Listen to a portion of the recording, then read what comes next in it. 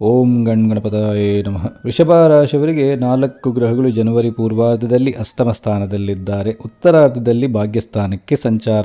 ನಿಮ್ಮ ರಾಶಿಯವರಿಗೆ ಸಪ್ತಮಾಧಿಪತಿಯಾದ ಕುಜ ಜನವರಿ 16ರಂದು ಮಕರ ರಾಶಿಗೆ ಸಂಚಾರ. ಕುಜನಿಗೆ ಮಕರ ರಾಶಿ ಉಚ್ಚ ಸ್ಥಾನ. ನೋಡೋಣ ಈ ಗ್ರಹಗಳ ಸ್ಥಿತಿಗತಿಯಿಂದ ವೃಷಭ ರಾಶಿಯವರ ಜನವರಿ ಮಾಸದ ಭವಿಷ್ಯ ಹೇಗಿದೆ ಎಂದು. ನಿಮಗೆಲ್ಲರಿಗೂ ಹೊಸ ವರ್ಷದ ಆರ್ಥಿಕ ಶುಭಾಶಯಗಳು. ಮೊದಲಿಗೆ ನಿಮ್ಮ ಲಗ್ನಾಧಿಪತಿಯಾದ ಶುಕ್ರನ ಬಗ್ಗೆ ನೋಡುವುದಾದರೆ, ಲಗ್ನೇಶೇಯಷ್ಟಗೆ ಜಾತ ಸಿದ್ಧ ವಿದ್ಯ ವಿಶಾರದಾಹ. ಲಗ್ನಾಧಿಪತಿ ಅಷ್ಟಮ ಸ್ಥಾನದಲ್ಲಿದ್ದಾಗ ವಿದ್ಯಾಸಿದ್ಧಿ ಪಂಡಿತರು ನೀವಾಗುತ್ತೀರಾ. ಆದರೆ ವೃಷಭ ರಾಶಿಯವರಿಗೆ 8ನೇ ಮನೆ ಧನುರಾಶಿ. ಗುರುವಿನ ರಾಶಿ ಶುಕ್ರನಿಗೆ ಅಷ್ಟು ಒಳ್ಳೆಯ ರಾಶಿ ಅಲ್ಲ, ಕೆಟ್ಟ ರಾಶಿ ಕೂಡ ಅಲ್ಲ. ಆದರೆ ಶುಕ್ರನ ಶತ್ರುವಾದ ಸೂರ್ಯನ ಜೊತೆ ಇರುವುದರಿಂದ ಆರೋಗ್ಯದ ವಿಚಾರದಲ್ಲಿ ಏರುಪೇರು ಆಗಬಹುದು. ಜನವರಿ 13ರಂದು ಶುಕ್ರ ನವಮ ಸ್ಥಾನಕ್ಕೆ ಸಂಚಾರ. ಮಕರ ರಾಶಿ ಶುಕ್ರನಿಗೆ ಮಿತ್ರ ರಾಶಿ. ಇಲ್ಲಿಂದ ಉತ್ತಮವಾದ ಫಲ ಶುಕ್ರನಿಂದ ಇದೆ. ಅದೃಷ್ಟವಂತರು ನೀವಾಗುತ್ತೀರಾ. ತಂದೆಯ ಸಹಾಯ, ಜನರ ಸಹಾಯ ನಿಮಗೆ ಇದೆ. ಅಷ್ಟೇ ಅಲ್ಲದೆ ಪತ್ನಿ ಕೂಡ ಈ ಸಮಯದಲ್ಲಿ ಸಹಾಯ ಮಾಡುತ್ತಾರೆ. ಮುಂದೆ ನಾವು ಸೂರ್ಯನ ಬಗ್ಗೆ ನೋಡುವುದಾದರೆ, ವೃಷಭ ರಾಶಿಯವರಿಗೆ 4ನೇ ಮನೆಯ ಅಧಿಪತಿ ಸುಖಾಧಿಪತಿ ಸೂರ್ಯ ಅಷ್ಟಮ ಸ್ಥಾನದಲ್ಲಿದ್ದಾರೆ. ಮನೆಯಲ್ಲಿ ಅಶಾಂತಿ ವಾತಾವರಣ ಇರುವುದು, ಅಮ್ಮನ ಕಡೆಯ ಆಸ್ತಿ ವಿಚಾರದಲ್ಲಿ ಜಗಳವಾಗುವಂತಹ ಲಕ್ಷಣ ಇದೆ. ಸೂರ್ಯನಿಗೆ ಗುರುವಿನ ಧನುರಾಶಿ ಮಿತ್ರಸ್ಥಾನ. ಅಷ್ಟೇ ಅಲ್ಲದೆ ಗುರುವಿನ ವಕ್ರ ದೃಷ್ಟಿ ಸೂರ್ಯನ ಮೇಲೆ ಇರುವುದರಿಂದ ನಿಮಗೇನು ಅಷ್ಟು ಕಷ್ಟ ಅನಿಸುವುದಿಲ್ಲ. ಜನವರಿ 14ರಂದು ಮಕರ ಸಂಕ್ರಮಣ. ಉತ್ತರಾಯಣ ಡಿಸೆಂಬರ್ 21ರಂದು ಆರಂಭವಾದರೂ ರಾಶಿ ಪ್ರಕಾರ ಸೂರ್ಯ ಮಕರ ರಾಶಿಗೆ ಬರಬೇಕು. ಸೂರ್ಯನ ಉದಯ ಸ್ಥಿತಿ ಹಾಗೂ ಅಸ್ತ ಸ್ಥಿತಿಯಲ್ಲಿ ಕೂಡ ಪರಿವರ್ತನೆ ಈ ಸಮಯದಲ್ಲಾಗುತ್ತದೆ. ಇನ್ನು 6 ತಿಂಗಳು ಸೂರ್ಯ ತುಂಬಾ ಬಲಿಷ್ಠವಾಗಿರುತ್ತಾನೆ. ಜನವರಿ 14ರ ನಂತರ ಮನೆಯ ವಾತಾವರಣ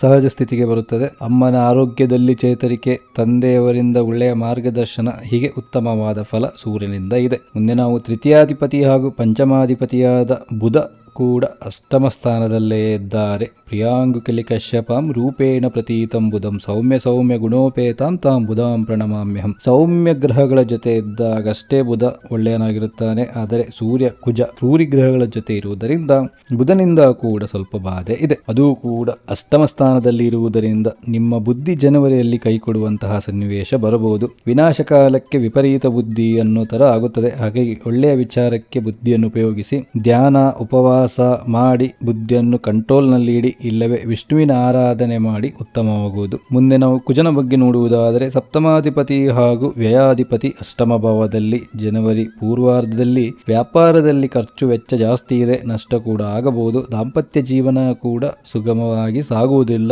ಜನವರಿ 16ರ ನಂತರ ಕುಜ ನವಮ ಸ್ಥಾನಕ್ಕೆ ಸಂಚಾರ. ಮಕರ ರಾಶಿ ಉಚ್ಚ ರಾಶಿಯಾದ್ದರಿಂದ ವ್ಯಾಪಾರದಲ್ಲಿ ವೃದ್ಧಿಯಾಗುವುದು. ದಾಂಪತ್ಯ ಜೀವನ ಕೂಡ ಚೆನ್ನಾಗಿರುತ್ತದೆ. ಮದುವೆಯಾಗಲು ಇಚ್ಛಿಸುವವರಿಗೆ ಕಂಕಣ ಭಾಗ್ಯ ಕೂಡ ಇದೆ. ಕರ್ಮಾಧಿಪತಿಯಾದ ಶನಿ ಲಾಭಸ್ಥಾನದಲ್ಲಿದ್ದಾರೆ. ಕುಜನ 4ನೇ ದೃಷ್ಟಿ ಶನಿಯ ಮೇಲೆ ಕೂಡ ಇದೆ. 10ನೇ ಮನೆಯಲ್ಲಿ ರಾಹು ಇದ್ದಾರೆ. ಕಾರ್ಯಕ್ಷೇತ್ರದಲ್ಲಿ ಯಶಸ್ಸು ಇದೆ. ಪ್ರಮೋಷನ್ ಹೈಕ್ ಎಲ್ಲ ಸಿಗಬಹುದು. ವಿದೇಶಿ MNC ಕಂಪನಿಯಲ್ಲಿ ಉದ್ಯೋಗ ಅವಕಾಶ ಕೂಡ ಬರುತ್ತದೆ.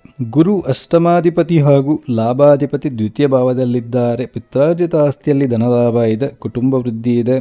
ಮಾತು ಚೆನ್ನಾಗಿರುವುದು, ಒಳ್ಳೆಯ ಊಟ ಸಿಗುತ್ತದೆ ಈ ಸಮಯದಲ್ಲಿ. ಇನ್ನು 18ನೇ ಜನವರಿಯಂದು 9ನೇ ಮನೆಯಲ್ಲಿ ಅಮಾವಾಸ್ಯೆ ಆಗುತ್ತಾ ಇದೆ. ತಂದೆಯ ಆರೋಗ್ಯದ ವಿಚಾರದಲ್ಲಿ ಸ್ವಲ್ಪ ಜಾಗ್ರತೆ ಬೇಕು. ನಿಮ್ಮ ಮೂಲ ಜಾತಕದಲ್ಲಿ ಗ್ರಹಗಳು ಉತ್ತಮ ಸ್ಥಿತಿಯಲ್ಲಿದ್ದರೆ ಗೋಚಾರದ ಫಲ ಕೂಡ ಉತ್ತಮವಾಗಿರುತ್ತದೆ. ನಿಮ್ಮ ಮೂಲ ಜಾತಕದ ಫಲವನ್ನು ನೋಡಲು ಇಚ್ಛಿಸುವುದಾದರೆ ಈ ಮೊಬೈಲ್ ನಂಬರಿಗೆ ವಾಟ್ಸಪ್ ಮಾಡಿ. ವಿಡಿಯೋವನ್ನು ಪೂರ್ತಿ ನೋಡಿದ್ದಕ್ಕೆ ಧನ್ಯವಾದಗಳು. ಸರ್ವೇ ಭವಂತು ಸುಖಿನಃ.